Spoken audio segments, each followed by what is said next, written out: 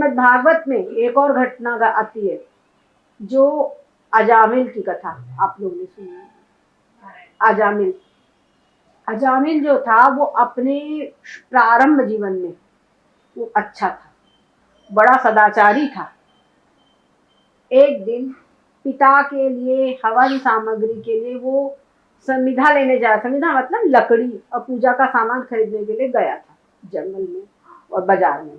वापसी जब लौट रहा था तो उसने एक नर्तकी स्त्री को देख लिया। इसको देख करके उसके मन में विकार पैदा हो गया और वो पूर्ण रूपेण उसमें आसक्त हो गया। वो क्या मेरे को क्या काम की लाया था भूल गया, उसी में आसक्त होकर उसी के साथ रहने लगा। उसी के साथ पूरा उसकी गृहस्थी शुरू हुई। अब ऐसे उसका जीवन बड़ा ही उसमें आसक्त था। उसके संतान वगैरह हुई, सब कुछ हुआ। एक बार उसके गांव में अब उसकी जो सदाचारी था सब समाप्त हो गई। पूर्ण रूपेण वो व्याभिचारी हो गया, पूर्ण रूपेण वो असदाचारी हो गया।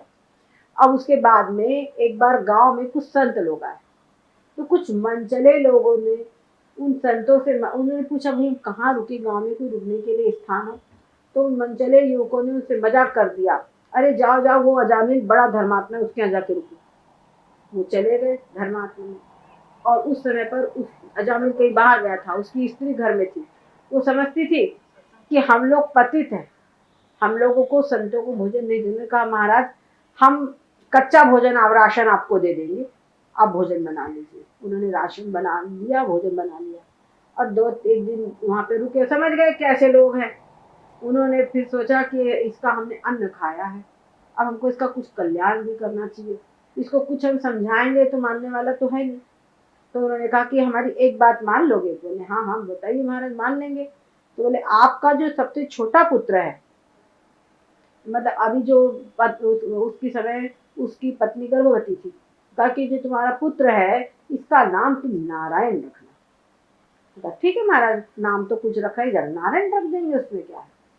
अब वो नारायण बच्चा जन्म हुआ, उसका नाम रख दिया गया नारायण। अब छोटा बच्चे में बड़ी आसक्ति होती है, क्योंकि छोटे बच्चे में बड़ी आसक्ति होती है। तो उसको कहे, अरे नारायण आओ, सवेरे जगा, नारायण जागो उठो, अरे नारायण चलो नहाओ, नारायण खाओ। भगवान की पूजा में क्या किया जाता है? भगवान को जगाया जाता है, नहलाया जाता है, खिलाया जाता है, यही तो होता है ना। नारायण जागो, नारायण नहाओ, नारायण खाओ, फिर नारायण सो जाओ। समझ गए? नारायण को हो रहा है सब कुछ, संतों का संकल्प है, अब वो सब कर रहा है और नारायण में घोर आसक्ति है। अब क्या हुआ, ये सब दिन चली रहे थे। होते होते एक दिन अजामिल का काल आ पहुंचा। उसने यमदूतों को देखा, काले काले यमदूत, तो बहुत भयभीत हुआ। अब भय के समय क्या होता है, जिसका छोटा बच्चा मम्मी आवाज देगा, है ना, तो जिसका चिंतन हमारे गहराई में चलता है वही नाम याद आता है। तो अजामिल ने जब उन यमदूतों को देखा तो बहुत भयभीत हुआ और उसने उस भय की अवस्था में नारायण आवाज दे दिया। जब नारायण आवाज दिया, उधर यमदूत आए, उधर से विष्णु जी के पार्षद जा, अरे ये तो हमारे इष्ट को आवाज दे रहा है, हमारे इष्ट का नाम ले रहा है, और ये इसको यमदूत कहां से पकड़ रहे? पहुंच गए, यमदूतों की पिटाई कर दी सीधे।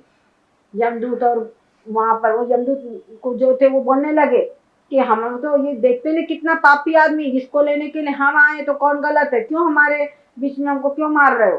तो इनका देखते नहीं हो, नारायण नाम ले रहा है, नारायण नाम ले रहा है, तुमको पापी दिख रहा है? तो बोले, अरे भाई सारे जीवन इसने महापाप कर्म किया है और एक बार नारायण नाम लिया है सिर्फ, तो एक बार नारायण नाम से सारे पाप उसके नष्ट हो गए क्या? इतने साल एक नारायण नाम से वैकुंठ का अधिकारी हो गया।